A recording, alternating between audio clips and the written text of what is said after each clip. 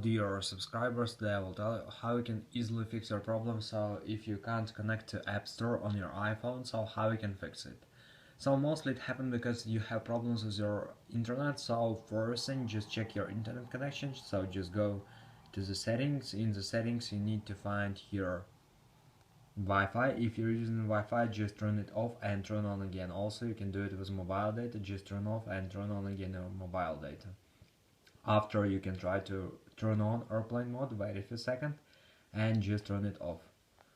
So another thing you can try, just go to the general, just scroll down, just tap on shutdown, slide to power off, wait a few seconds and just power on your phone again. So just simple restore your phone. And if it doesn't help you, if you still have the server, so you can also just try to update your iPhone. So just go to the general, just open software update, and if you see here available update, just tap on download and install and wait until it will successfully install the latest updates for your iPhone.